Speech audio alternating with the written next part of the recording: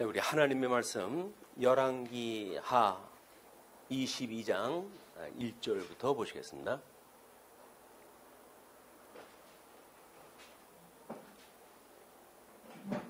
(22장 1절) 요시야가 왕위에 오를 때에 나이가 8세라 예루살렘에서 31년간 다스리니라.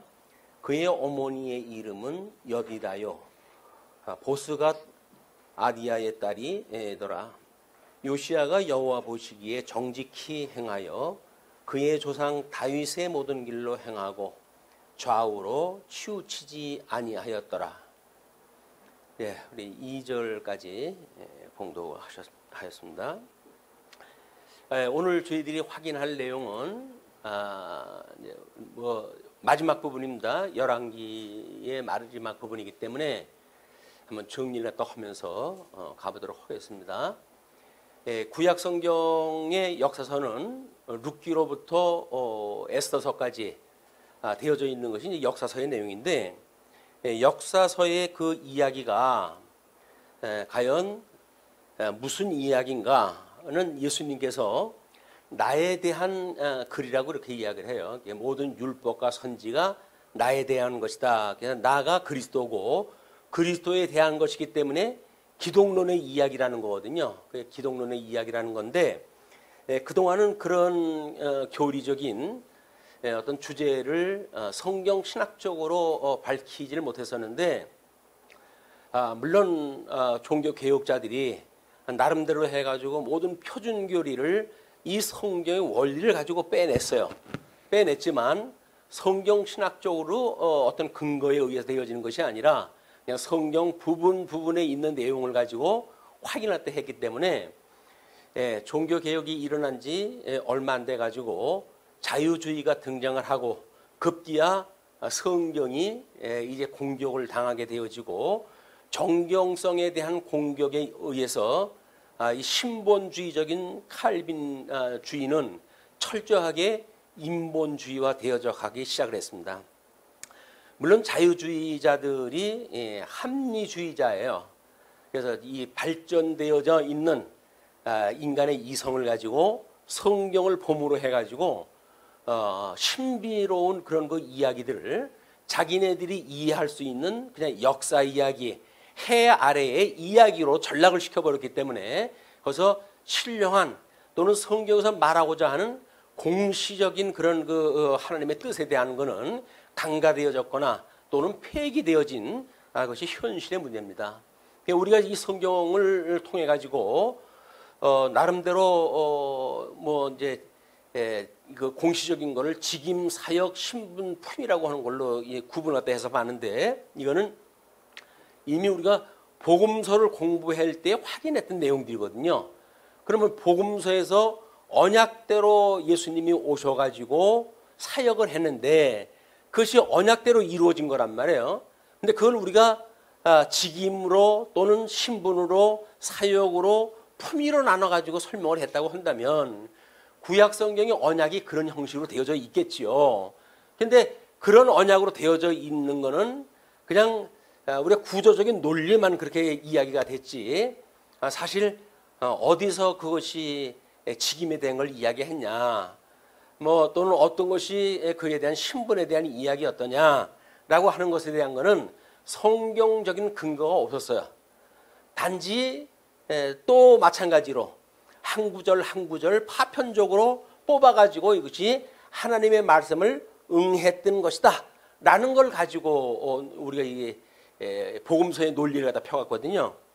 그런데 이것이 모세 오경의 언약대로 역사서가 이루어졌고 그 역사서까지 포함되어진 모든 구약 성경이 복음서에 예수님이 오셔가지고 초림 사역으로 해가지고 일단 아마 이 땅에 오셔가지고 해야 될 그 일들은 우리가 이제 그걸 지상사역이라고 그러는데, 지상사역에 대한 건 예수님이 다 이루셨어요.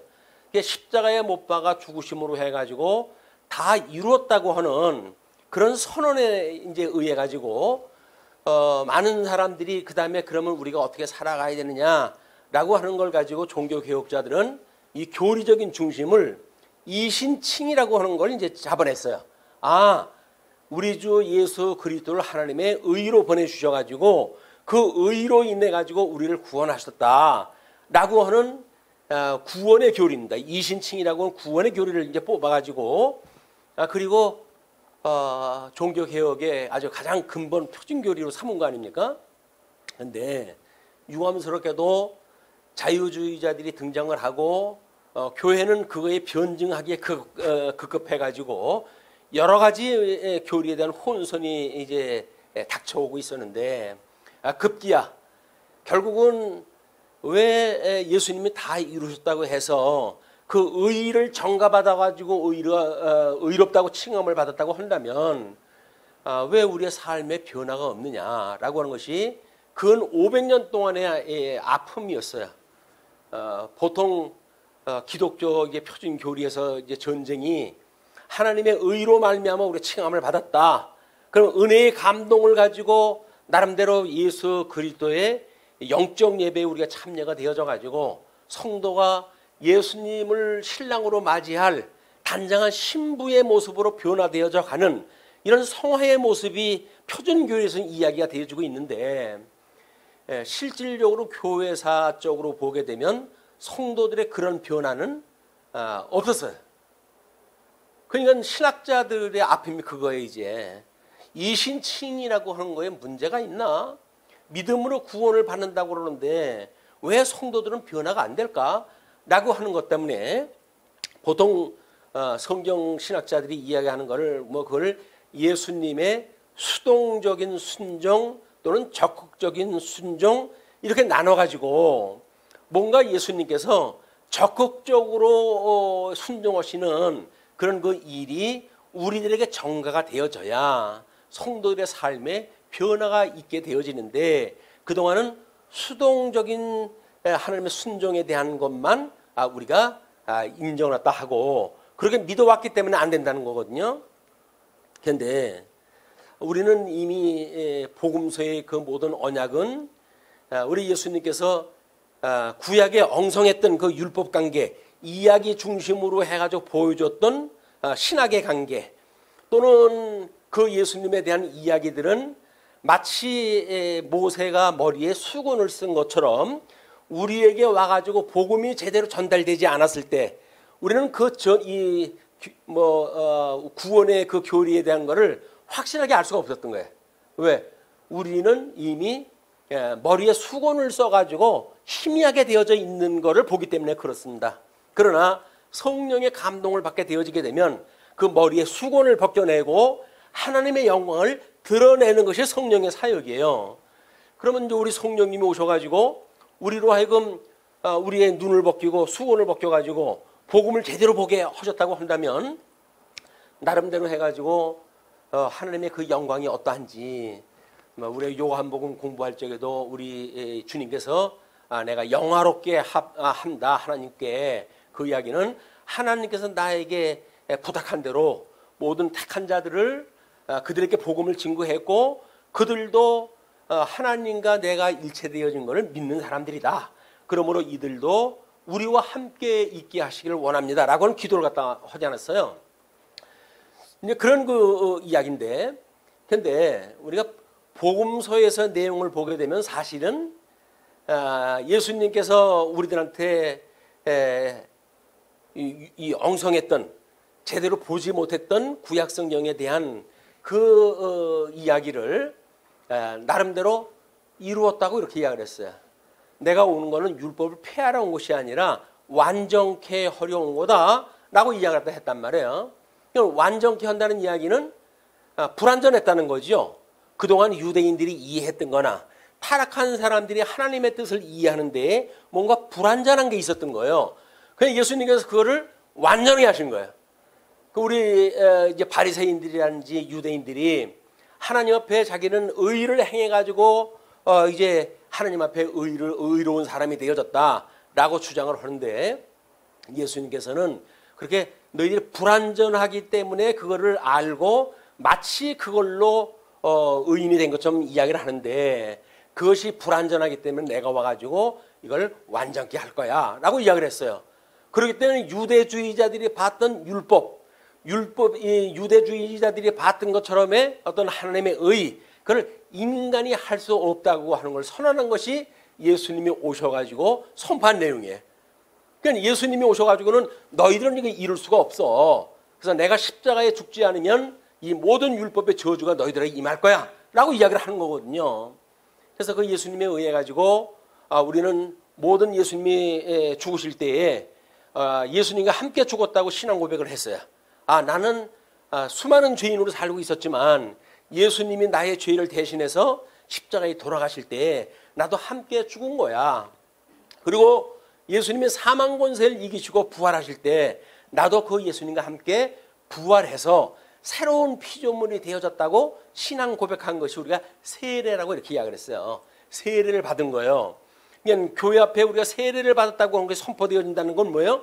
예수님과 함께 죽고 예수님과 함께 살아난 새로운 피조물이라는 이야기거든요.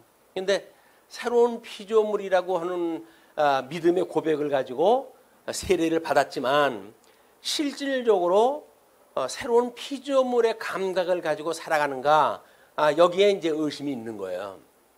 왜냐하면 우리 예수님께서는 승천하다 하셨잖아요.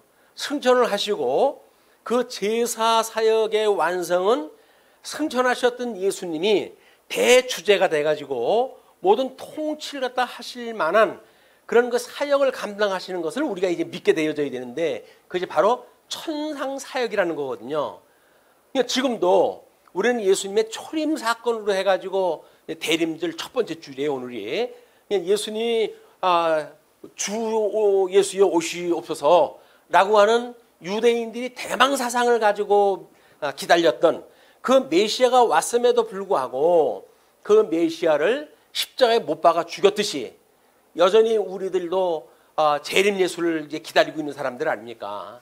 예수님이 이제 모든 천상 사역이 끝이 나게 되면 오실 테니까 그분을 어서 오시옵소서라고 우리가 늘 기다리고 있는 사람들인데, 마찬가지로 재림 예수님이 오실 동안에 충분한 우리의 삶의 모습에 대한 하나님의 말씀을 제대로 이해하고 있는가에 대한 것은 끊임없이 퀘스천 마크인 거예요, 이게.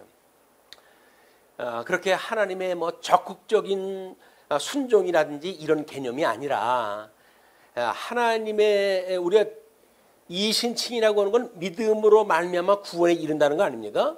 그 믿음이라고 하는 것이 마치 이론적이거나 관념적인 걸로 이해한 사람들의 그런 이야기예요. 근데 우리가 말하는 그 믿음이라는 건 뭡니까? 성령이 오시게 되면 권능을 얻고 믿음의 열매를 맺게 되어지는, 그래서 이론에 그치지 않는 우리 삶을 통틀어 가지고 믿어지는 이런 믿음을 가지고 이야기를 하기 때문에 성경에서 말하는 이신칭이라고 하는 그 믿음이라는 것은 그냥 관념적인 것이 아니라 성도들의 삶의 열매가 드러나는 믿음을 우리가 믿음이라고 그러는 거예요. 그냥 성경의 이야기를 자기네들 나름대로 해석을 하고 마치 그것이 아예 뭐 믿음으로 구원받는 거지 우리가 행위로 구원받나? 라고 해서 행위를 배제시켜버리는 이런 자기네들 나름대로의 편리를 이제 성경의 그 표준교회에서 이야기를 해주는데 그거를 제대로 파악을 못하니까 자기네들의 이야기는 행위로 구원받는 거 아니잖아? 라고 이야기를 하는 거예요. 마치 믿음에는 행위가 배제되어진 것 같은 이런 생각을 가지고 이야기를 하는 거예요. 아마 중고등부 정도 되게 되면 우리가 이제 토론회를 갖다 하고 그럴 때 그 주제에 하나의 그 아주 극단적인 이해가 그런 이해예요.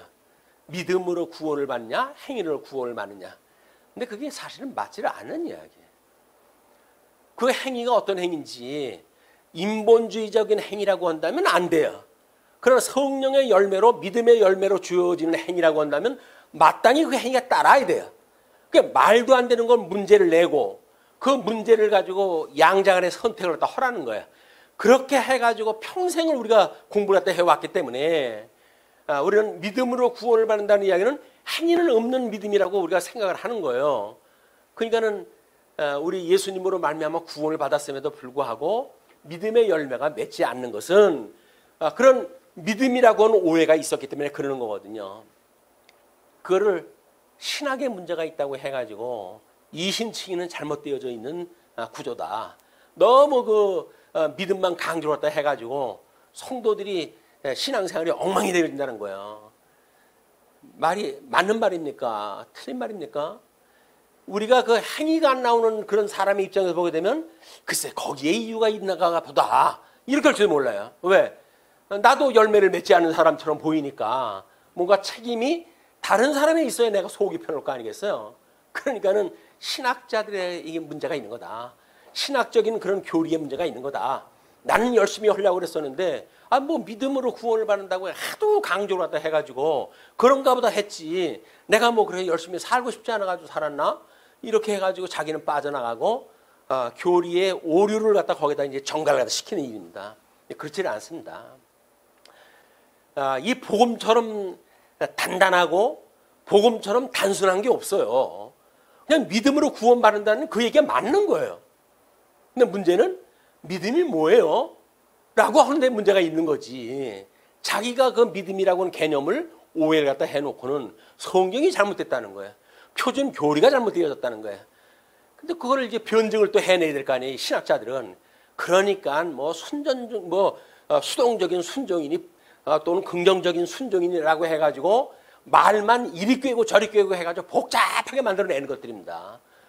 그냥 성경 신학에서 이야기하는 우리 표준 교리는 단순한 거예요. 믿음은 우리가 구원은 믿음으로 받는 거예요. 로마서에서 이야기하듯이 복음에는 하나님의 의가 나타나서 믿음으로 믿음에 이르게 하나니 오직 의인은 믿음으로 말미암아 산다 이렇게 이야기를 했잖아요. 그게 성경의 이야기예요.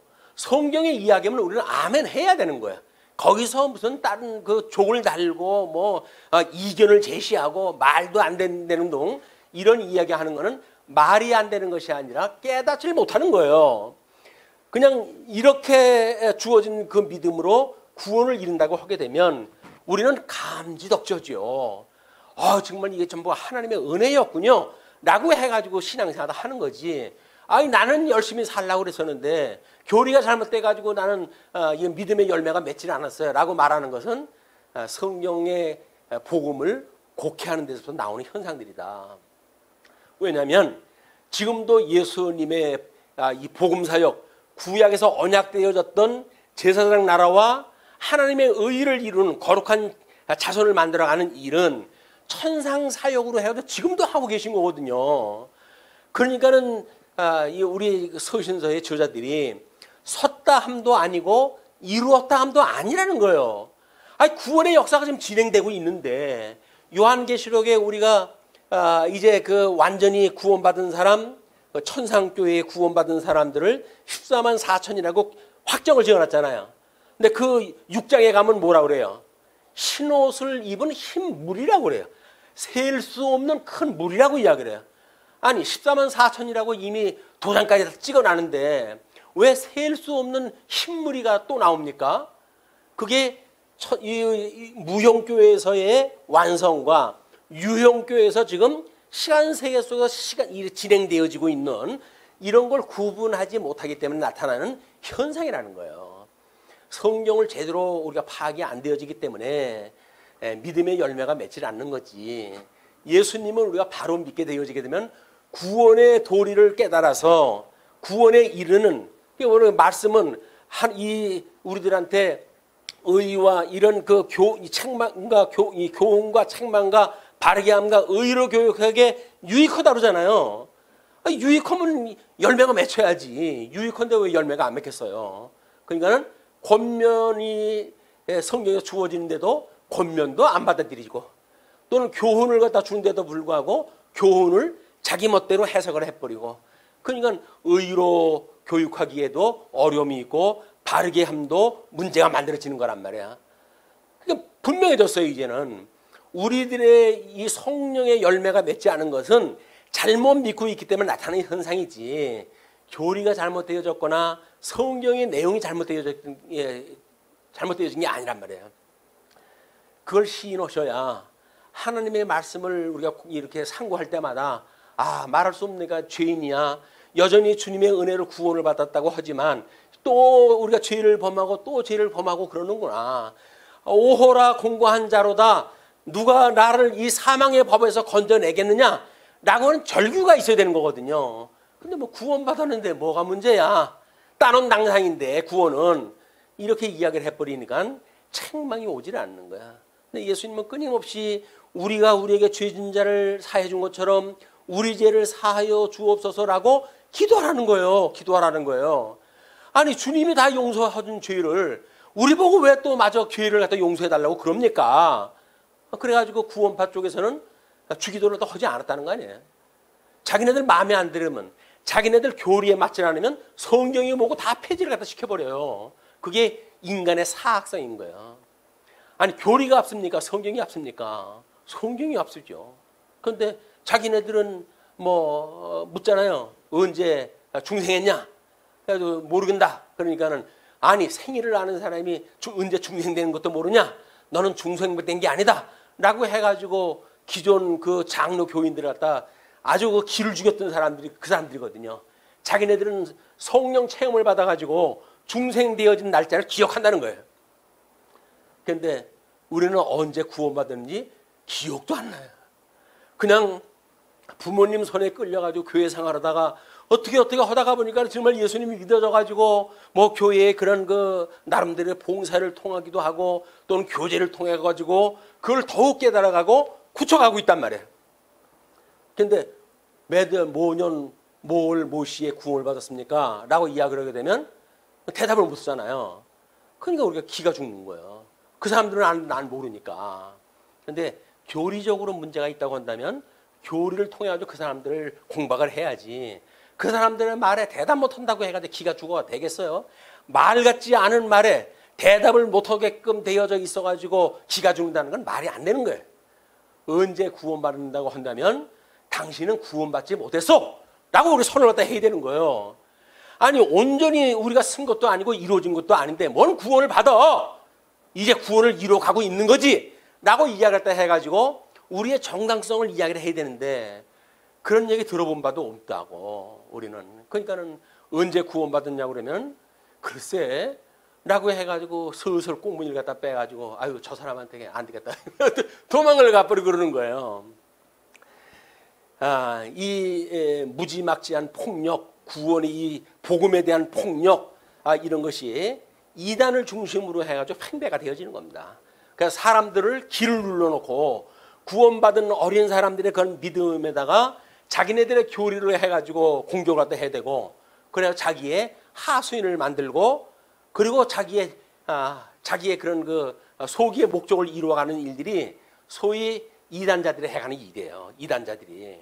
그러니까 우리가 하나님의 말씀을 공부할 때에 나름대로 우리가 이렇게 성경을 통해 가지고만 그냥 구절만 공부하는 것이 아니라 성경 신학적인 교리의 표준 교리라든지 또는 신학적인 해석이라든지 역사적인 맥락이라든지 이런 걸 통섭적으로 공부한다는 이야기는 전방위로 방어할 수 있는 무장을 한다는 이야기거든요. 이게 역사만 이야기하는 사람들한테 공격을 당하게 되면 어떻게 하시겠어요? 말 같지도 않은 역사 이야기해가지고 공격해오면 그래요? 우리는 역사 잘 안 배웠는데 라고 해가지고 또 이제 도망가야 되잖아요. 예, 분명히 우리가 들은 건 있잖아요. 또 성경은 문자적인 해석과 역사적인 해석과 또 교리적인 해석이 이루어진다 라고 이야기를 하는데 역사에 우리가 약하잖아요. 우리나라 역사도 모르는데 뭐 이스라엘 역사를 우리가 어떻게 알겠어요? 라고 하는 그런 문제 때문에 이런 게 파생되어지기 때문에 우리가 성경 시간에 공부하고 있는 모든 것들이 소위 통섭 성경 개론이라고 하는 그런 구조에 의해서 공부하는 것은 이제 이 어두운 이 시대에 진리가 이제 빈약해가지고 공격을 받고 무색하기가 이루 말할 수 없는 이런 때에 우리가 우리 스스로를 지킬 수 있는 이게 유일한 방법입니다. 성경을 더욱 굳건하게 우리가 이렇게 확인할 해가지고 모든 대적자들의 공격 앞에 담대할 수 있는 이런 교육이 필요한 거예요. 참 안타까운 것은 사람들의 모든 고민이 어디서 나올까요? 모든 고민이 어디서 나올까요? 아니 아담의 저주 때문에 나온 거지 뭐 어디서 나오겠어요. 그럼 아담의 저주를 우리 예수님이 지금 회복하셨다는 거 아니에요? 그럼 우리 아담 때문에 받고 있는 그런 모든 고민들은 지금도 유효한 겁니까? 아니면 예수님을 믿음으로 해가지고 그게 무효화되어진 겁니까? 예수님을 믿는 정도에 따라 가지고 우리는 아직도 이 아담 때문에 만들어진 저주 아래 종이 돼가지고 꼼짝을 못하는 거야. 네가 하나님의 아들이라고 웃기지 않아 너 라고 해가지고 코를 껴가지고 끌는 대로 끌려다니니까 현재 대한민국의 이 어지러움이 한마디로 예수님을 잘못 믿고 있기 때문에 나타나는 현상이다. 예수님만 믿으면 그분으로 인해 가지고 우리는 모든 부요함을 깨달은 사람들이 될 것이고, 그렇다고 한다면 부요 중에 부요를 깨달은 우리들이 뭐가 부족하겠어요? 뭐가 우리를 불안하게 하고 뭐가 우리를 힘들게 할까요? 힘든 원인이 다른 데 있는 거예요. 근데 우리는 자연 환경이 나를 힘들게 하고 있어요 라고 이야기를 하거든요. 근데 물론 맞죠. 자연 환경만 본다고 한다면 그 저주가 여전히 아담의 그런 그 저주로 인해 가지고 임해 있는 일들이에요. 수고하고 땀을 흘려야 되고 뭐 해산하는 수고를 다 해야 되고 이런 그 일들이 우리 인생사의 모든 사회적이나 경제적이나 정치적인 모든 이 압박에 대한 요인들은 결국은 아담 한 사람의 저주로 인해 가지고 이 땅에 받았던 사단의 종로로 도는 모든 사람들의 일이란 말이에요. 근데 우리 예수님으로 인해서 우리가 제사장 같은 왕 같은 제사장의 이제 그런 자리에 점점 올랐을 한다면 그런 사탄에 대하여 이제는 우리가 충분히 방어를 할 수 있을 거 아니겠습니까?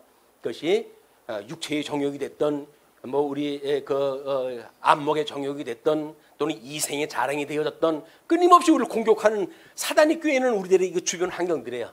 그러나 그것을 우리 예수님 앞에 기도할 때마다 우리를 시험에 들게 하지 말아 주세요 라고 기도할 내용이란 말이에요. 왜? 사방천지니까 사단이 우리들한테 뭐 사방을 함정을 파놓고 올무를 놓고 그래가지고 거기다 삐끄덕하면 그냥 낚아채겠다는 거거든요. 그런 위험 요소를 우리가 알고 있다고 한다면 끊임없이 주님 앞에 시험에 들게 하지 말아주세요 라고 기도를 해야 된단 말이에요. 근데 우리는 기도하라 그러면 뭐 해달라고 하는 것만 이야기를 하니까 근본적으로 시험에 안 들으면 그런 염려가 없잖아요. 근데 염려거리를 만들어 놓고 그 염려를 없애달라는 거야. 그러니까 기도의 순서가 틀려버린 거예요. 앞뒤가 틀린 거예요. 우리는 일을 해결해 달라고 하는 것이 기도가 아니라 일이 되기 전에 그 요인이 뭔지를 깨달을 수 있는 지혜를 주셔서 시험에 들게 하지 말아주세요 라고 하는 걸 우리가 기도를 갖다 해야 근본적인 치유가 되어지는데, 그거는 시험에 들 때마다 이거 해결해 주세요, 이걸 해주세요. 그 세상 것도 없는 거예요. 한도 없고 끝도 없어요. 그런 일들은. 이 한국교회가 뭐 기도에 뭐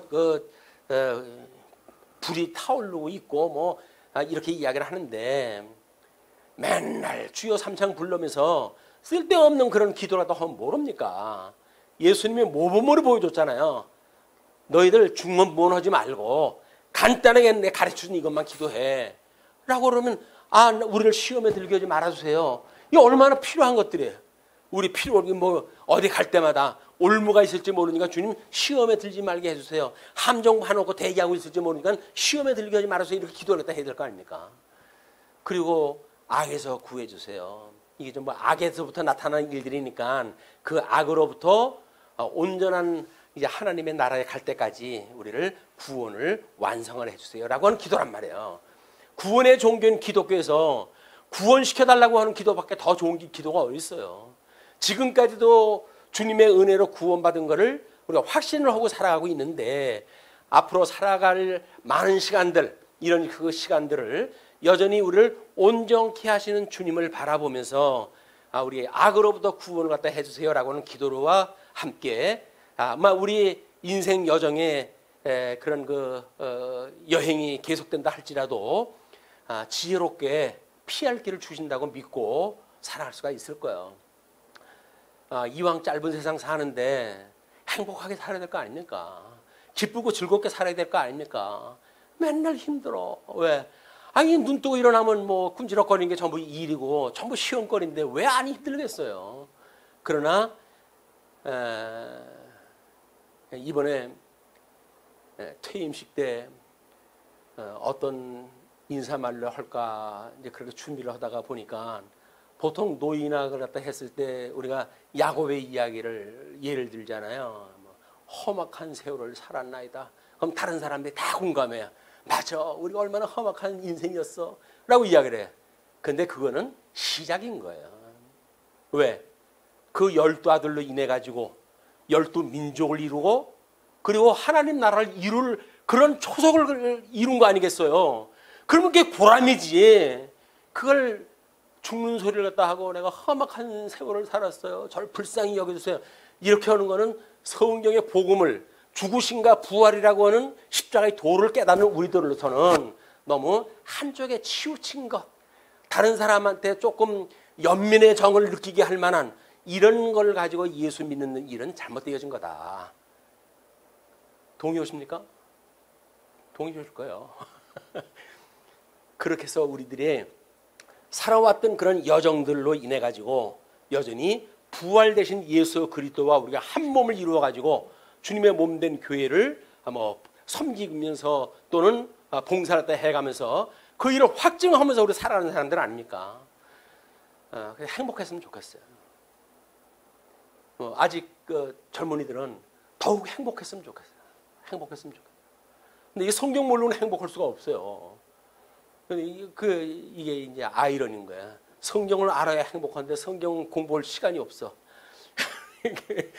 이거는 하나님이 주신 또 시험이에요. 예. 그래서 하나님 앞 기도를 할 때 해야 돼요. 성경 공부 마음 놓고 좀 할 수 있게끔 해주세요.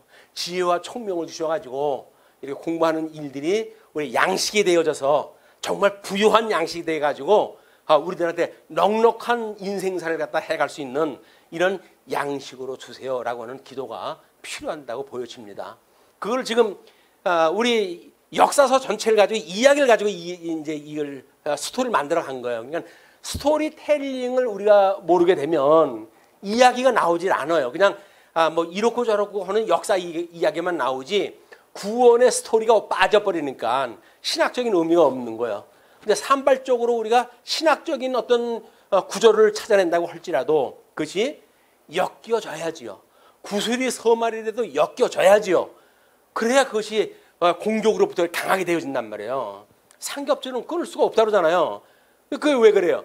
이 구슬이 꿰져가지고 보화가 되어지기 때문에 그러는 거거든요. 그러니까는 성경을 우리가 이렇게 보화를 껴가는 걸로 해가지고 이 통섭 성경 개론도 우리가 어느 정도 연구가 되어졌고 그렇게 나와졌으니까 그런 방식으로 해가지고 우리의 삶이 그냥 통일되어져 있는 신학과 우리의 이 생활과 이것이 그냥 하나의 문제, 믿음과 행위라고 하는 게 떨어져 있는 이런 우리 아까 칭이라고 하는 문제와 또는 믿음이라고 하는 문제의 그런 그 괴리가 잘못되어졌다고 이야기를 하지 않았어요. 이걸 통섭으로 해내서 실천 신학까지 하나로 연결되어지는 이런 신학 세계 속에서 행복하셨으면 좋겠어요. 뭐 사실목공 사신 분들은 뭐 나머지 인생 더 행복하셨으면 좋겠고 아직도 살 길이 많은 우리 젊은 친구들은 더욱 하나님 앞에 기쁨을 누리면서 그리고 죽으면 죽이리라라고 하는 우리 굳은 믿음을 우리가 하나님 앞에 구하고 그런 믿음을 가지고 살아갔으면 좋겠다. 사람으로부터 시작되어지는 게 아니라서 제가 어떻게 할 수는 없어요. 그냥 하나님의 말씀을 증거를 갖다 해가지고 그 말씀이 여러분들에게 양식이 되어지고 힘이 되어지고 권능이 되어지고 그렇게 되어지기를 주님의 이름으로 축복을 합니다. 자, 그렇게 해서 우리가 복음서에서 이걸 공부를 했고 복음서에서 이루었던 그 내용들은 서신서에서 우리는 성취되어진 걸로 또 공부를 했잖아요. 그래서 이 서신서에서도 마찬가지로 우리 여행서신에서는 사역이라고 이렇게 공부를 했어요. 그 사역에서 주장하는 게 뭘까요? 하나님의 의와 나라예요. 예수님이 오셔가지고 하시는 일이 의와 나라를 이루시는 일이에요. 그걸로 지금 그 여행서신을 통해서 주님의 몸된 교회를 견인하신다는 거 아닙니까? 그리고 그들에게 이 그 옥중서신을 통해 가지고 비록 내가 감옥에 갇혔다 할지라도 나는 하나님의 나라의 백성이야.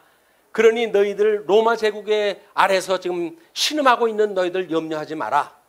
라고 해서 너희들의 신분이 하나님의 자녀의 신분인 거야. 그러니까 하나님 앞에 살아가는 백성들은 결코 세상 권세가 힘을 쓴다 할지라도 너희들은 용서를 받고 그 안에서 하나님의 백성의 신분을 가지고 살아갈 수가 있는 거야. 라고 하는 걸 소개해 준 거예요. 그게 옥중서신이에요. 그리고 우리 목회서신에서는 뭐예요? 직임이란 말이에요. 주님의 몸된 교회를 예수님이 뭐 우리 나름대로 해가지고 새 직임을 통해 가지고 역사하셨던 것처럼 지금도 주님의 몸된 교회에 직임자를 세워서 그 일을 해가는 거 아닙니까? 예수님한테 하셨던 그 직임이 오늘 우리가 뭐 집사회로 또는 뭐 교회 사역자로 봉사하면서 받은 은사를 따라 가지고는 살아간다고 하는 것을 확인하는 시간들이란 말이에요. 우리는 그걸 그냥 뭐 교회 왔더니 일만 시켜라고 하는 개념으로 보면서 아닌 거예요. 잘못된 거예요. 왜? 우리는 그런 은사를 받아가지고 주님으로부터 지금 힘을 공급받고 있다고 하는 걸 끊임없이 확인하는 시간들이거든요. 그걸 꾀를 뿌린다든지 뭐 이렇게 해가지고 유익하다고 느껴지게 되면 감각적으로 잘못되어져 있는 거예요. 예수님의 그런 은혜에 우리한테 공력이 우리에 미쳐가지고 우리들로 하여금 세상이 감당치 못할 그런 봉사의 일을 하게 하신다. 그것도 우리 말씀으로 인해 가지고 그렇게 되어진다 그래서 열매를 맺게끔 되어진다고. 얘는 그런 믿음 생활이 지금 역사서도 이렇게만 되어져 있잖아요. 모세오경도 사실은 이게 똑같습니다. 왜? 출애굽기 레위기는 똑같은 이야기들이에요. 전부 율례, 규례, 법대로 되어져 있기 때문에 그걸 한 권으로 묶는다고 한다면 창세기, 그다음에 출애굽기, 레위기, 민수기, 신명기 네 분류를 할 수가 있어요. 그것도 여전히 그 언약에 의해서 역사의 역사서에 이 성취되어지는 이런 구조를 우리가 볼 수가 있기 때문에 그런 거를 구조적으로 이해를 다 하시고 성경은 어디를 봐도 이것이 똑같은 이야기인 것을 유형론이라고 우리가 공부를 했다 했어요. 그렇게 이해를 다 하시는 그런 기회가 됐으면 좋겠다는 생각이 듭니다. 자, 뭐 어떻게 보게 되면 성경을 통시적으로 공시적으로 보는 어떤 학문적 용어를 다 썼지만은 하나님의 말씀을 자세히 알게 되면 그 이야기예요. 성경에서는 하나님의 말씀을 철저하게 궁구하면 신사적인 그런 궁구가 되어지게 되면 그런 그 이야기예요. 그걸 어쩔 수 없이 구분을 갖다 하고 또 학문적인 용어를 갖다 써가지고 표현을 갖다 한 것뿐이지 성경의 말씀이 하나님의 말씀이기 때문에 때로는 줄기가 없으면 안 돼요. 이게 그 가로줄이 없게 되면 안 돼요. 이거는 스토리텔링이거든요. 이게 없으면 안 되는 거야. 근데 거기 공시적인 것들 이거는 그때그때 주어지는 표준 교리 이런 내용이기 때문에 그건 너무나 또 중요한 거예요. 그냥 시줄과 날줄을 하나의 틀로 만드는 그런 성경의 이해 이것이 우리를 행복의 길로 인도해 가시는 말씀의 능력이다. 이렇게 생각을 하시고 뭐 이제 지금 나머지 시간이 얼마 없어가지고 오늘까지는 열왕기까지는 끝이 나잖아요. 그럼 그 다음에는 역대기서, 에스라서, 느헤미야서, 에스더서 이렇게 해가지고 한 주에 한 권씩 그냥 무대기로 나가요. 왜? 성경의 원리가 무엇인 것만 소개를 갖다 해드리고 저는 이제 제 할 일을 하러 다른 데로 가야 되거든요. 그러니까는 지금 우리하고 함께 공부했던 그 틀이 무엇인가를 여러분들한테 마지막으로 소개하는 기회니까 그 기회가 헛되지 않도록 염두에 두시고 그리고 함께 은혜를 깨닫는 기회가 됐으면 좋겠습니다.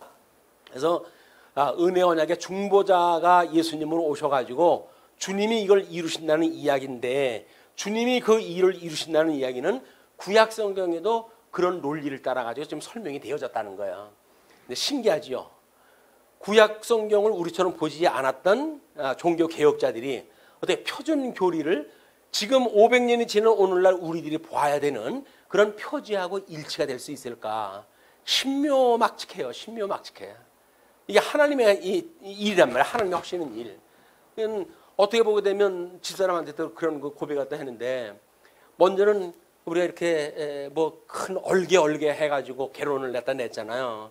근데 구분을 갖다 해가지고 공부를 갖다 해가다 보니까 어떻게 잘 맞아떨어진지를 모르겠어요. 그래가지고 그렇게 기가 막히게 막힌다 그랬더니 틀이라고 하는 거는 아무나 맞추면 맞춰지는 거야. 그래가지고 한 대 제가 맞았어요. 왜? 이단자들도 자기네들의 논리를 가지고 아주 뭐 그 열심히 잘 맞게끔 설명을 다 해야 하잖아요. 특히 신천지 같은데 기가 막히게 맞춰나가요. 짝을 맞춰가지고 맞춰나가요.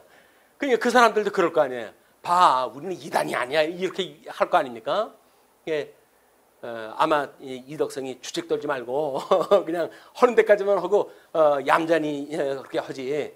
뭐 잘 맞는 데는 그런 얘기 하지 말라고 그런 아마 겉면으로 이야기를 듣고 제가 입을 다물었어요. 그러니까 야, 우리들이 그래도 자랑하고 싶은 거예요. 우리가 가지고 있는 이 복음의 그런 그 일들을. 그래서 함께 기뻐하는 그런 기회가 됐으면 좋겠기 때문에 그렇습니다. 제사장 나라와 거룩한 백성을 삼겠다고 하셨던 주님의 이야기가 이미 출애굽기에 나왔던 이야기예요. 그럼 그게 어떻게 제사장 나라를 삼으신다는 이야기인가, 거룩한 백성을 삼겠다는 이야기인가, 이거를 성경 신학적으로 해가지고 이거를 우리가 전부 뽑아냈잖아요. 이렇게 해석한 데가 없어요. 요게 이 특별 뽑아놨어요. 우리가 이 제사장 나라로 보여주는 중보자의 역할이 어떻게 우리 이삭에게 주어졌던 그런 에서와 야곱의 사건, 또는 야곱이 12아들을 낳았던 그런 그 야곱에 의해 가지고 12지파가 어떻게 상관관계가 있는지라고 하는 걸 법적 섭리와 신적 섭리를 구분해서 해가지고 쭉 나열을 갖다 해놨는데, 마음 먹고 성경 구절을 살펴보시게 되면 그렇게 많은 시간 걸리질 않습니다. 근데 이걸 한 번쯤은 그냥 지나가면서 공부를 갖다 해 놓으시는 것이 좋을 것 같아요. 그래서 우리가 법적 섭리, 이 중보자의 인성과 또는 신성이라고 하는 그것이 이미 구약 성경에 처처의 그런 신학 교리가 감춰져 있었다. 이걸 우리 확인했다 하는 그런 시간들이 되어졌으면 좋겠습니다. 그래가지고 신명기의 약속이 우리한테 어떻게 이루어지는지에 대한 거를 이런 타임라인을 통해 가지고는 그냥 역사적인 맥락만 쭉 소개가 되어진 거 아니에요. 거기에서 지금 북쪽 이스라엘 멸망 이후에 남쪽 유다의 멸망까지의 그런 그 이야기가 소개가 되어지고 있는데, 이건 마지막 부분인데 가지고 파란 박스로 소개를 해드렸어요. 여기에 끝나게 되면 에스라, 느헤미야, 에스더서까지 이 난해 박스를 통해 가지고 소개가 되어질 겁니다. 자, 이런 통시적인 걸로 보게 되면, 이야기 큰 줄기로 보게 되면 신명기 27장에서 약속한 내용대로 지금 이 역사가 지금 이루어지고 있다는 거예요. 그냥 성경을 잘 모르시는 분들도, 잘 모르시는 건 아니지, 잘 아시는 분들인데 우리처럼 그런 구조가 없는 분들도 이런 거에 의해 가지고 이 복 있는 사람들과 또는 저주받은 사람들, 순종하는 사람들과 불순종하는 사람들의 결과를 이렇게 그림으로 해가지고 조직을 갖다 표시를 갖다 해냈어요. 이제 우리가 보고 있는 논리도 마찬가지로 이제 이걸로 되어져 있고, 다만 이걸로 끝나는 것이 아니라 우리는 오늘 이제 보는 클라이막스가 요시야에 의해서 다윗이 차지했던 땅덩어리를 다 차지한다는 거예요. 우리 요시야라고 그러면 뭐 무기토에서 전사되어진 그냥 선한 왕, 종교 개혁을 했던 왕, 뭐 이런 정도로 어떤 생각할지 모르겠으나 역사적으로 보면 그렇지 않습니다. 그래서 그가 다윗이 차지했던 땅덩어리를 차지했던, 또는 우리가 여로보암 2세 때 북쪽 이스라엘이 차지했던 땅덩어리예요. 그거를 어떻게 요시야가 전부 장악하고 있었는지 그걸 봐야 12지파가 모여가지고, 그리고 유월절을 지킴으로 해가지고 출애굽을 했을 때 하나님의 그 약속에 참여되어지는 걸 깨닫게 된단 말이에요. 우리가 매일같이 뭐 성찬을 나눈다고 하는데, 그 성찬을 그냥 뭐 애들 소꿉장난 여기듯이 한다고 그러면 아무 의미가 없죠. 성찬을 할 때마다 우리가 어떤 사망으로부터 우리가 건져냄을 받았는지 이런 걸 깨닫는 이런 그 기회가 되어지는 일이야말로 바로 이 역사를 통해 아주 깨달았던 요시의 사건이기도 합니다. 자, 이제 그래서 우리 뭐 그동안 끊임없이 이 이야기를 했다 했어요. 출애굽기에서 이야기했던 제사장 나라와 거룩한 백성이 되게 할 것이다라고 이야기했다 했었고, 그를 역사적으로 쭉 설명을 했고, 학계 선지자는 그거를 이 성전의 나중 영광이 이전 영광보다 크리라 라고 이야기를 했다. 그냥 솔로몬의 영광이 대단했던 영광 아니에요. 그러나 그걸 다 허물어졌는데 다시 회복되어져 가지고 세워지는 성전, 사람의 눈으로 보면 보잘것없는 성전, 그 성전의 영광이 오히려 하나님의 영광이 드러나게 되어지는 그런 그 영광이라는 거예요. 이것이 예수 그리스도의 초림 사건뿐만 아니라 사망 권세를 이기시고 부활하심으로 하나님의 아들로 인정되어진, 그리스도라 인정되어진 이것이 더욱 큰 영광이라고 하는 것을 우리가 알 수가 있는 겁니다. 그걸 모르시는 분들은 어떻게 해요? 역사적인 예수를 자기의 롤 모델로 삼고 예수님이 했던 행위를 증인들이 한다는 거예요. 그게 보통 자유주의자들의 신앙생활이에요. 그래가지고 예수님의 선생님을 따라가야 된다라고 해가지고 그런 예수님 따라가는 걸로는 끝이 없어요. 온전케 하시는 예수님을 만나야 되는 겁니다. 그것이 성령을 믿고 지금도 여전히 신령한 세계를 하나님께서 어떻게 만들어 가시는지에 대한 감각이 키워져야지 눈에 보이는 것이 다라고 보여지는 그런 방식으로 밥이나 퍼주고 이런 걸로 끝이 나버리게 되면 기독교가 아니란 말이에요. 근데 지금도 그럼 너희들 진리를 따라가지 뭘 하는데? 라고 이야기할 수가 있을 거예요. 그러나 신령한 세계가 무엇인지를 나름 우리는 연구하고 그걸 위해 가지고 지금까지 봉사해오고 있는 거 아닙니까? 믿는 것과 아는 것이 하나 되어진 성도들의 삶을 살아왔단 말이에요. 그것이 우리들한테 가치고 그렇기 때문에 아직은 형편이 안 돼가지고 우리가 구제 못할 수도 있죠. 그러나 하나님께 형편 주셔가지고 구제 얼마큼 넉넉하게 주시게 되면 구제 안 하겠어요? 그거 가지고 뭐 하려고요? 구제할 거예요, 그게. 이거를 하나님께 기회를 때를 주시면 그렇게 되어지는데 아마 제 시대에는 그저 이렇게 성경 공부하는 걸로 이런 걸로 아마 끝이라고 또 우리 믿음의 형제들이 해석을 했다고 그러더라고요. 그래서 제가 있을 적에는 학원용 책상을 앞에다 놓고 공부를 했잖아요. 지금은 전부 극장식 의자에 앉아가지고 이제 새로운 시대를 갖다 열어가는 거예요, 이게.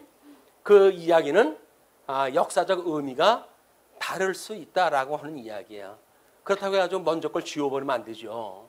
먼저 거 위에 이런 일들이 진행돼야 되니까 그것이 우리 교회의 변천사하고도 또 이렇게 맥을 같이 하는 일이기도 합니다. 자, 그렇게 해서 우리 요한계시록까지 가게 되면 나라와 제사장을 삼으신 하나님 앞에 우리가 영광을 돌리는 모습들이 나와요. 그래서 그 하나님의 나라와 하나님의 의라고 하는 걸 가지고 이번에 총회 신문에 이제 원고로 제시를 갖다 했는데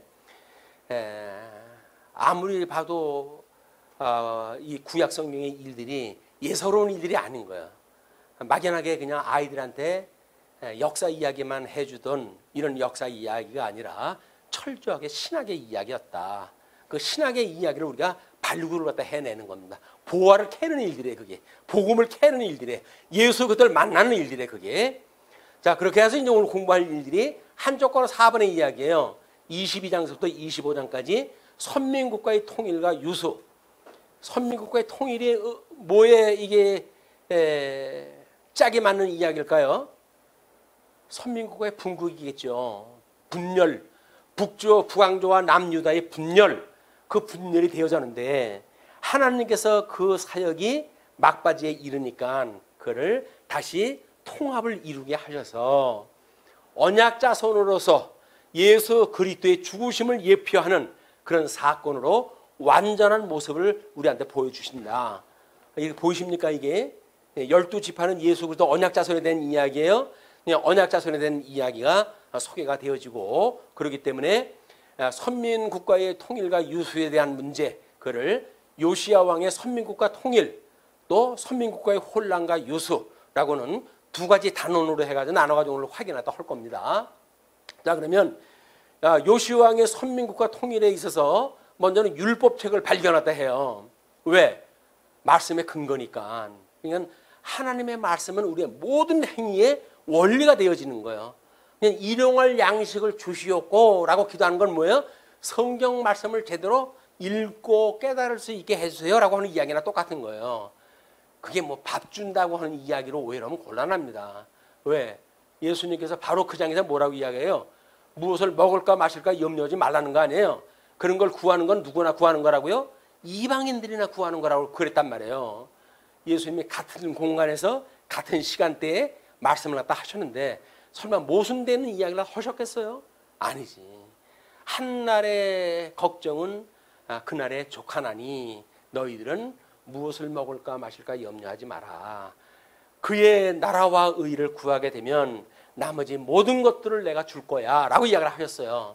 그런 말씀이 주님께서 하신 말씀이라고 우리가 다시 대세기를 갖다 해가지고 믿고 또 위로받고 이런 그 신앙생활 되어줬으면 좋겠습니다. 그래가지고 이제 그거에 의해 가지고 율법책을 발견한 그 내용이 요시아의 통치에 의해 가지고 성전 수리를 갖다 하게 되어지고, 그다음에 hilki야가 율법책을 발견했다 하고 예루살렘의 멸망에 대한 이 훌라의 예언이 소개가 되어지는 거예요 이제. 자, 그렇게 해가지고 이제 두 번째 요시아의 종교 개혁이 소개가 되어집니다. 율법책 낭독을 갖다 해요. 그게 언약갱신인데 이 언약갱신이 모세 오경에서 이야기했던 전부 언약의 이야기들이에요. 그냥 우리는 언약을 갱신했다 그러면 새롭게 뭔가를 찾아내려고 그러는데 아니에요. 다 모세에 주어졌던 그 언약이 이루어지는 거예요. 그러니까 우리 요한서에도 가게 되면 부녀여 우리 피차 서로 사랑하자라고 이야기를 하잖아요. 그 사랑은 내가 너희에게 새로운 걸 이야기하는 것이 아니라 옛날서부터 주어졌던 그 이야기다. 그렇게 이야기를 해요. 사랑이라고 하는 거는 강령이 율법의 강령. 그러니까 모세에게 주어졌던 그 강령이 사랑이란 말이에요. 그걸 하라는 거예요. 그러니까 예수님이 아주 율법을 다 이루었기 때문에 소용이 없어 라고 하는 것도 잘못되어진 표현이에요. 그걸 복음화로 승화시키지 못한다고 한다면 그건 잘못 이해를 한 거다. 그렇기 때문에 구약성경도 우리가 하나님의 말씀으로 지금 공부를 다 하는 거예요. 이걸 알아야 모형적으로 보여줬던 그 내용들을 파악이 되어지고 그걸 육신을 입고 오셨던 예수님이 어떻게 이루시는지에 대한 이걸 우리가 확인하게 되어지고, 그렇기 때문에 우리가 로마서에서 이야기했던 것처럼 복음에는 하나님의 의가 나타나서 믿음으로 믿음에 이르게 하나니, 구약성경을 믿는 믿음으로 신약성경을 믿는 믿음으로 이르게 하나니 오직 의인은 믿음으로 말미암아 산다고 그랬잖아요. 우리는 이제 믿음으로 우리가 말미암아 사는 이런 신사적인 성도의 삶은 구약성경, 신약성경을 하나의 원리로 깨달았을 때 가능한 일입니다. 자, 그렇게 해가지고 이제 21절, 23절 12지파 통합과 유월절 회복이라고 이야기를 했어요. 요거는 제가 신학적인 의미를 부과해가지고 이름을 그렇게 쓴 겁니다.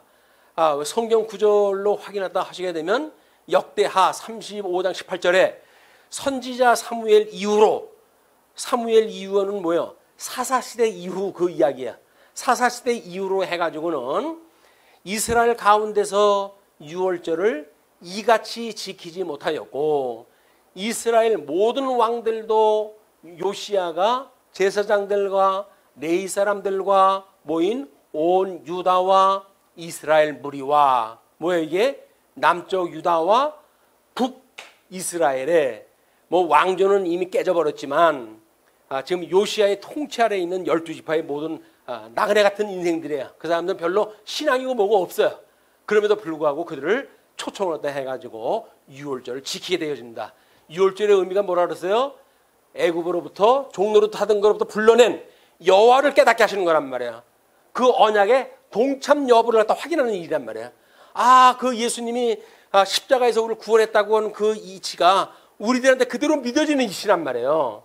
그것이 세례를 받았던 그 경험이고, 그것이 우리 절기마다 하나님 앞에 성찬을 통해 가지고 했던 그런 그 일이었고, 또는 우리가 예찬을 통해 가지고 우리 식사를 할 때마다 그것이 양식이라고 하는 그런 걸 우리가 고백했던 그런 그 일이기도 합니다.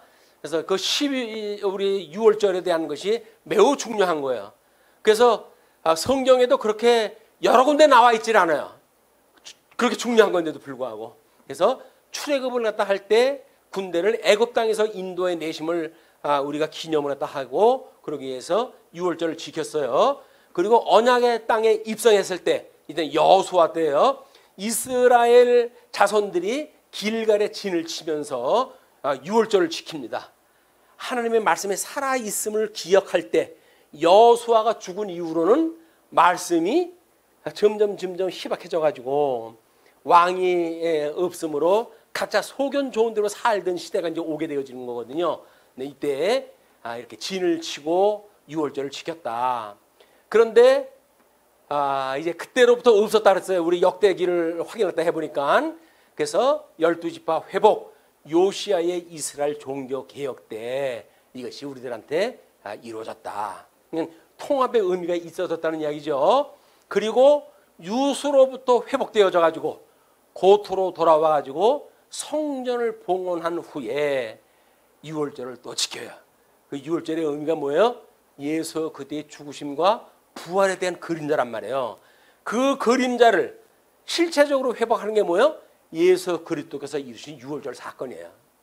그러니까는 모형적으로 보여줬던 모든 그 역사적인 사건과 실체적으로 예수님이 이루었던 사건으로 미뤄보건대 몇 개 나오지 않는 그 유월절의 맥락이 우리들이 성경 공부하고 있는 그 원리와 딱 떨어지고 있는 거예요. 그게 그런 그 유월절을 지킴으로 해가지고 이들이 통합을 이루었다라고 해석이 나온 거예요. 이거를 이렇게 보지 못하면 어떻게 돼요? 하나님의 나라가 언제 통합이 됐나요? 분국이 돼가지고 언제 통합이 됐나요? 통합이라고 하는 이야기 나온 적이 없어요. 회복되어졌다는 이야기는 그냥 이스라엘 백성들이 포로로 끌려갔다가 회복되어졌다는 이야기는 있지. 12지파가 깨졌다가 다시 봉합됐다고 하는 이야기가 없으니까 뭐 2대 언약이래나 뭐래나 이건 웃기지 않는 이야기가 다 하는 거예요. 그게. 자, 요시야 왕국입니다. 여기 여로보암이 2세대 차지했던 땅에 다윗이 차지했던 땅이에요. 여기가. 그 땅을 요시야 때 다 차지하고 있었는데 여기에 뭐 성경 구절과 다 나오고 이 지도는 다 이렇게 다 공식적으로 인정을 다 하는 지도입니다. 제가 따로 그린 거 아니에요. 그냥 참고 지도로 이게 나오는 거예요. 이게.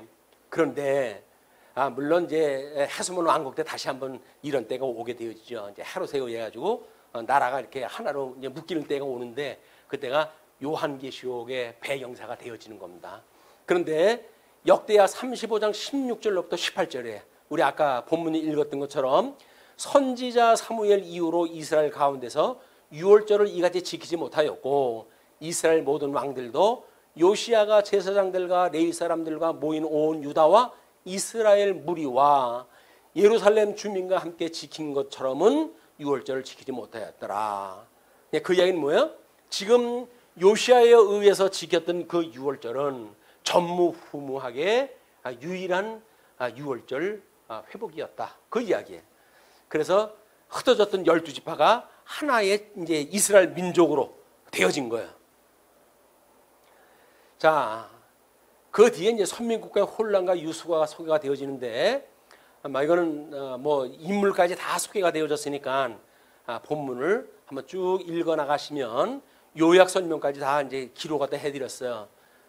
이것도 다른 사람이 요약해 놓은 건데 하나에 1,000원씩 하는 겁니다. 이게 한 장에 1,000원씩 해가지고 찾아내가지고 전부 요약되어져 있는 거를 소개해드렸어요.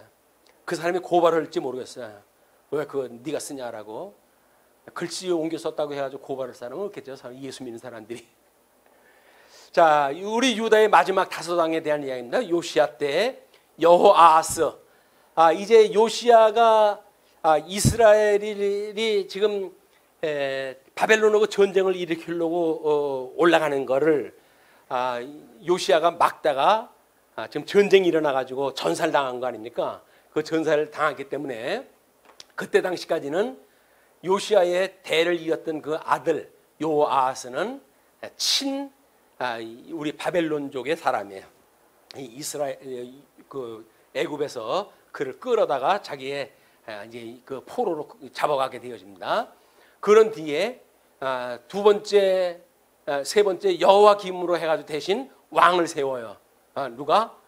이것이 바벨론에 이제 끌려갔을 때 바벨론이 전쟁을 일으키고 새롭게 왕을 지금 이걸 애굽으로 끌어가고 여호와김을 세웠는데 이제 바벨론의 공격을 때 해 들어오자 여호야긴을 대신 왕으로 세워요. 이건 친바벨론 정책을 필 수밖에 없겠죠. 그러나 이걸로 해가지고 결국 이스라엘이 멸망을 하고 남쪽 유다가 멸망을 하고 만지막의 시드기야. 예루살렘에서 죽게 되어지는, 그래서 성곽이 무너지고 바벨론으로 포로로 끌려가는 마지막 왕이 되어지는 모습이 이 5명의 왕을 가지고 소개가 되어진 겁니다. 이상하잖아요. 어떻게 요시야 같은 왕을 세워주시고 그 밑에다가 이렇게 별로 신통치 않은 왕들을 세워가지고 하나님께서 역사를 섭리하셨을까? 요시야는 통일 왕국을 만들어가는 중요한 인물이었어요. 나머지는 포로로 끌려가기에 충분 조건이 되어지는 겁니다. 이 바벨론의 포로로 끌려가기에 충분한 일꾼들이에요, 이 사람들이. 그래서 24장의 여호야김 통치 또는 여하긴의 악정 또는 여하간 통치 시에 예루살렘 함락과 약탈, 시드기야의 악정 이런 것들이 24장에 소개가 되어져요. 24장 내용은 조금 우울해요. 왜? 악한 왕들이 등장할 때 해가지고 나라를 무너뜨리는 일들을 하니까. 그런데 25장 가게 되면 드디어 선민국가의 유수 사건이 소개가 되어집니다. 예루살렘의 함락과 파괴가 소개가 되어지고 성전 기구들의 약탈이 소개가 되어지고 남왕조 백성들의 살육이 소개가 되어집니다. 그래서 어미가 아기를 잡아먹어야 될 수밖에 없는 이런 극한의 상황으로 하나님께 밀어넣으셔요. 하나님께서 이스라엘 백성들 그렇게 사랑한다고 하는 백성이었는데 이들을 제사장 나라와 거룩한 백성을 만들기 위해 가지고 자녀들을 잡아먹으면 안 될 정도의 극한 상황으로 밀고 나가는 일들이 하나님께서 하시는 애정의 표현이에요. 예수님을 십자가에 죽게 하시는 그런 그 하나님이 모지른 분인가요? 아닌 거예요. 사망의 권세가 너무나 극악하기 때문에 그걸 대속하기 위해 가지고 하나님께서는 당신의 독생자 예수 그리스도를 십자가에 못 박아 죽는 데까지 내어주시는, 그러므로 당신의 사랑을 펴시는 이런 것들이 일어났다 하셨다. 그래서 하나님의 사랑을 여기서 만나게 되어지고 회복의 역사를 이해했다 하게 되어지고, 비록 힘들고 어려운 상황이지만 여기서 소망을 바라볼 수 있는 이런 믿음의 패턴을 우리가 새롭게 깨닫는 이런 그 시간이 되어졌으면 좋겠습니다. 이런 이게 유대의 그런 말기 현상을 통해 가지고 선지자들이 끊임없이 하는 이야기가 뭐예요? 하나님은 지금도 살아계시다. 하나님 너희를 사랑하신다. 그러므로 하나님께서는 너희들 지금 비록 바벨론의 포로로 끌려가게 하시지만 곧 너희들 돌아오게 해서 하나님 나라 회복에 참여하게 하실 거야. 그니 너희들 힘내고 그다음에 하나님 앞에 기뻐하면서 살아가라. 이렇게 이야기를 하는 거예요. 심지어 포로로 끌려갈 적에도 야 우리가 나라를 잃고 끌려갈 수 있어? 애굽 보고 손잡고 싸우자라고 하는 사람들이 있었어요. 그런데도 불구하고 예레미야 같은 선지자를 보내가지고 하나님의 뜻이 그게 아니야. 하나님이 우리가 70년 되면 다시 돌아오게 할 테니까 지금은 어쩔 수 없이 가야 되는 시간이야. 우리 동포들이요 함께 가자. 그랬더니 저놈 죽여라. 나라가 지금 망하는데 그걸 가별 던져? 그래도 옥에다 가다가 죽이려까지 시도를 갖다 했던 거예요. 그게 선지자들의 몫이에요. 사람들이 생각하는 거고 정 다른 데로 자꾸 인도를 갖다 해가요. 왜? 하나님의 뜻이기 때문에 그렇습니다. 세상을 우리가 살아갈 때 하나님의 말씀을 증거하는 증인의 삶을 살아간다고 한다면 그 사람들 듣기 좋은 소리만 하는 것이 전도가 아니에요. 바른 소리를 갖다 해서 복음의 그 능력이 무엇인지 이걸 통해 가지고 위로가 되어져야지, 듣기 좋은 소리 해가지고 위로되는 건 잠깐 새에 또 무너져요. 또 무너지고 또 무너지고 그렇습니다. 자, 포로 되어진 첫 번째 포로, 두 번째 포로, 세 번째 포로 소개를 갖다 해드렸어요. 또 남유다의 멸망과 유대에 대한 것을 3차 포로의 사건을 지도를 통해 이제 보여드렸어요. 이거를 공부를 갖다 시간 내가 한번 보시고 그렇게 해서 이스라엘 백성들의 이 파란만장한 삶이 아마 주님의 몸된 교회의 마지막 때를 살아가는 우리들의 모습 보고 크게 다르지 않다라고는 같은 동영의 모습을 깨달아서 요한계시록을 통해 다시 공부할 수 있는 이런 기회가 됐으면 좋겠습니다. 네, 기도하시죠. 지금도 살아계셔서 만사와 만물을 하나님의 기뻐하시는 뜻을 따라 통치하시고 섭리하시는 만군의 주 여호와 하나님 아버지 감사하고 감사합니다. 하나님의 그 크나큰 영광을 우리의 눈을 열어 보게 하시고 우리의 마음에 할례를 받고 그 말씀을 받아들이게 하시니 감사와 찬송이 넘칩니다. 아버지 하나님, 우리들이 기뻐하는 이 일은 결코 우리들의 계획이 이루어지기 때문에 기뻐함이 아니라 하나님의 영광이 드러남을 인하여 기뻐하는 이런 우리들의 삶이 되어지길 소원합니다.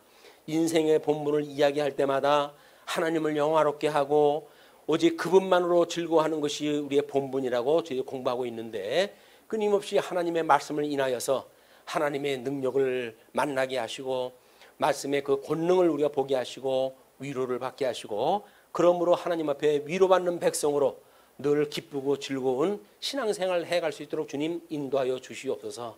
세상이 매우 악합니다. 이때를 위해서 말씀운동 소원교회를 세워주신 줄로 압니다. 소원교회에 많은 사역자들, 이제 말씀을 전하는 자는 말씀을 전하는 일로, 또는 섬긴 자는 섬기는 일로, 다스리는 자는 다스리는 일로 받은 은사를 따라서 이 모습 저 모습으로 성령의 감동을 받는 대로 주님의 몸된 교회를 위하여 봉사하는 모든 일꾼들 위에 우리 하나님 크신 권능을 허락하셔서 세상이 감당할 수 없는 믿음 가지고 우리 남은 인생 살아갈 수 있도록 주님 함께하여 주시옵소서. 시험에 들게 하지 마시고 우리의 오른손을 꼭 붙으시고 우리 하나님 나라 갈 때까지 우리 주님께서 바른 길로 인도하여 주시옵소서. 넘어지지 않게 하여 주시옵소서. 시험에 들게 하지 말게 하여 주시옵소서. 그리고 이 악으로부터 구원하여 주시옵소서. 우리 빛이 되시는 하나님 앞에 무한 영광 돌릴 수 있는 성도의 삶이 되어지길 소원합니다. 이를 위해서 연보로, 말씀으로, 기도로, 때로는 우리 여러 가지 받은 은사를 다 섬기는 손길 위에 우리 주님 크신 은총이 늘 함께 하시기를 비옵고 우리를 구원하신 우리 주 예수 그리스도의 이름으로 감사하며 기도드리옵나이다. 아멘.